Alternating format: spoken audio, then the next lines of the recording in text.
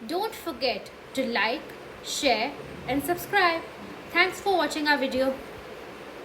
जय श्री कृष्ण। हमारे यहाँ जो बहुत सारे पुराण हैं उन सब में अलग अलग कहानियां सुनने में आती हैं। तो ऐसी ही एक कहानी मैंने वराह पुराण में पढ़ी थी। ये है वैष्णवी देवी की कहानी। तो वैष्णवी देवी की कहानी आज की वैष्णो माता जो है, जो जम्मू में जिनका दरबार है, वहाँ की जो है देवी, उनकी कहानी है।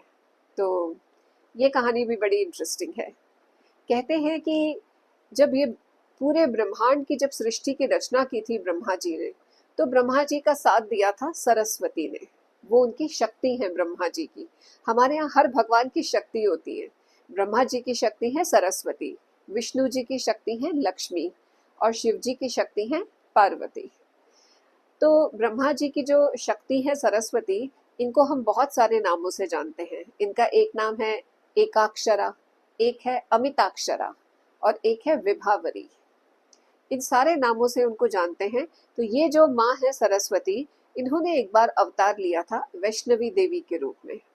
तो वैष्णवी देवी के लिए कहा जाता है कि वो एक राजकन्या थी, लेकिन वो सब छोड़कर उन्होंने अपना जीवन तपस्या में लगा दिया और वो लगातार तपस्या कर रही थी।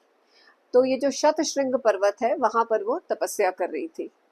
वहां पर उन्होंने इतनी गहन तपस्या करी, इतनी गहन तपस्या करी कि उसमें काफी समय निकल गया। उन्होंने आजन्म जो है कौमार्य का व्रत लिया हुआ था कि वो विवाह नहीं करेंगी, वो सिर्फ तप करेंगी। लेकिन एक बार उनके ध्यान में थोड़ा सा डिस्टर्बेंस हो गया। तो जब ध्यान में एकदम से डिस्टर्बेंस हुआ, तो उससे एक साथ बहुत सारी सुंदर सुंदर लड़कियां क्रिएट हो गई। जो देवी की जो शक्ति थी, उस एक शक्ति से अनेक शक्तियां प्रकट हो गई।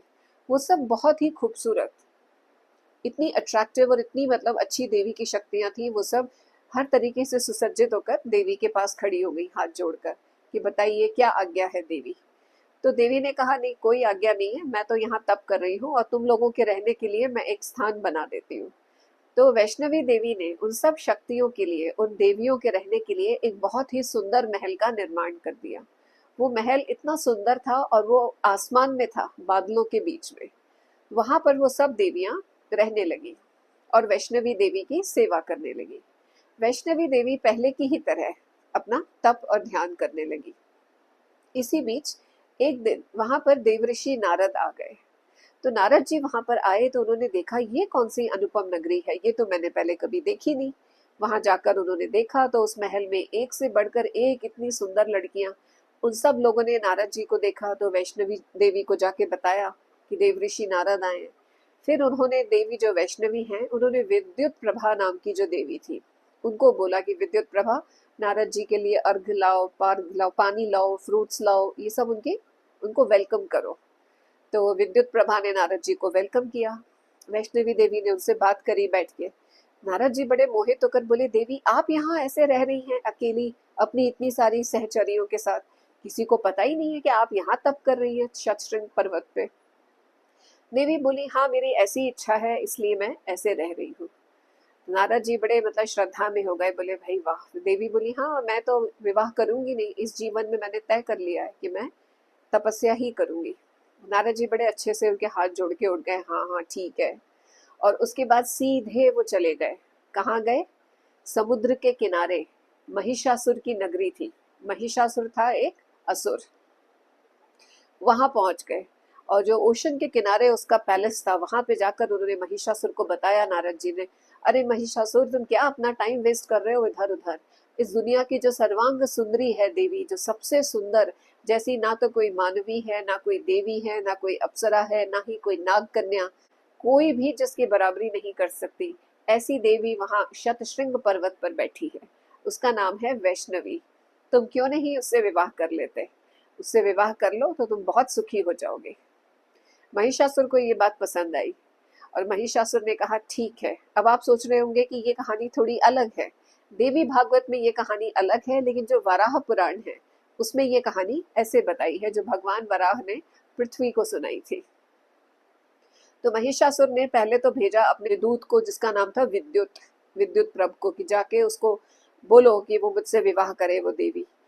तो उसके मंत्रियों ने समझाया कि देखिए हमने सुना है कि वो देवी तपस में बैठी हैं, बहुत सालों से तपस्या कर रही हैं, तो डेफिनेटली बहुत शक्तिशाली होंगी।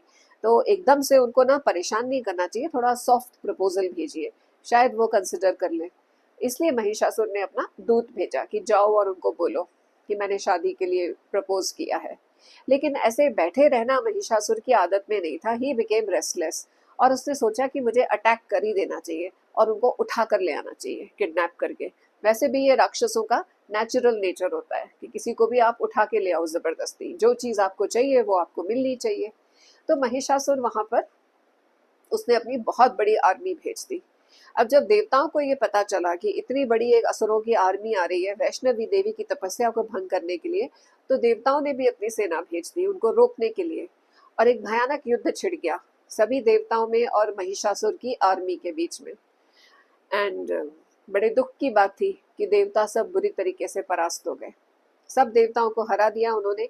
फिर वो वैष्णवी देवी की तरफ बढ़ चले। तब देवताओं ने जाके सूचना दी उनको कि वो महिषासुर की आर्मी इधर ही आ रही है आपको डिस्टर्ब करने के लिए।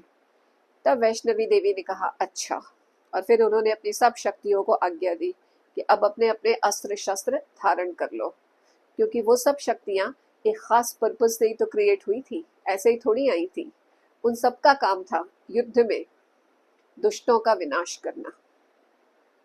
उसके बाद स्वयं वैष्णवी देवी ने जो उनका इतना सात्विक स्वरूप था जिसमें वो बैठकर तप कर रही थी, वो स्वरूप छोड़ दिया, और जो 10 हाथों वाली जो दुर्गा देवी है वैसी दुर्गा का रूप उन्होंने धारण कर लिया, भयंकर रूप, और सिंह वाहिनी हो गई, सिंह के ऊपर बैठ गई। और उसके बाद जो पूरी उनकी जो देव सेना थी वो टूट पड़ी उन असुरों पे।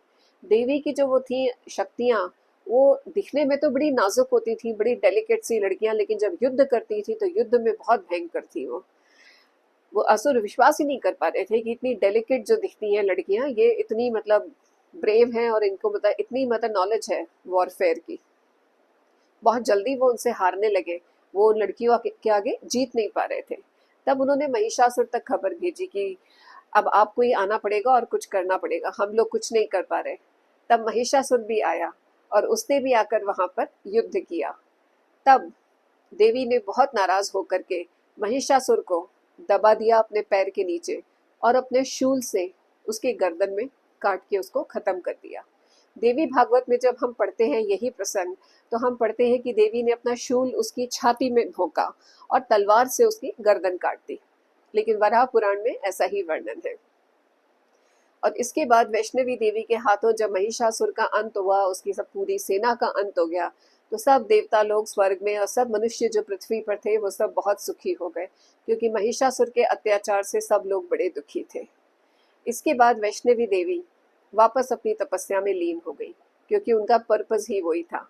अब वो जो शतशृंग पर्वत था वैष्णवी देवी का, वो है आज का कटरा, जम्मू का वो एरिया जहाँ पे वैष्णो देवी की गुफा है, जहाँ पे आज भी माता की पूजा होती है उनकी 3 पिंडियों के रूप में। तो आई होप कि माँ वैष्णो देवी की जो ये वैष्णवी कहानी है ये भी आपको अच्छी लगी होगी। इसी से मिलती जुलती एक और कहानी है। उसमें कहा जाता है कि जब माँ वैष्णो देवी वैष्णवी रूप में थी, तब एक बार एक तांत्रिक था, वो भी उनके पीछे आ गया था, भैरवनाथ। उस समय माँ जो थी वो एक बहुत छोटी लड़की की अवस्था में थी, 16-17 साल की लड़की के रूप में वो तप कर रही थी वैष्णवी। तब वो भी आ गया था भैरवनाथ और वो उनके पीछे पड़ गया था।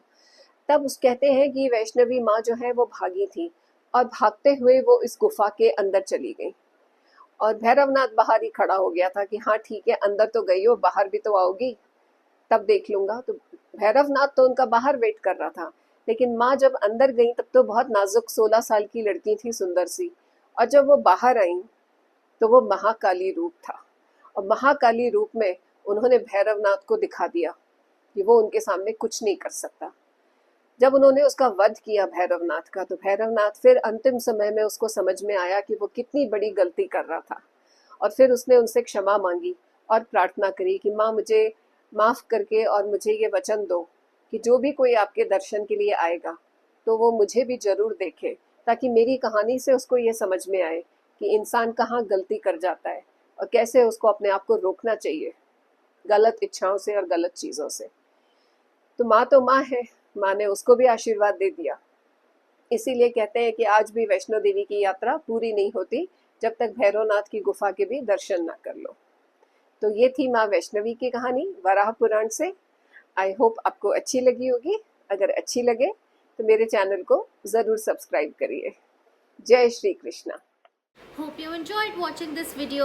Don't forget to subscribe.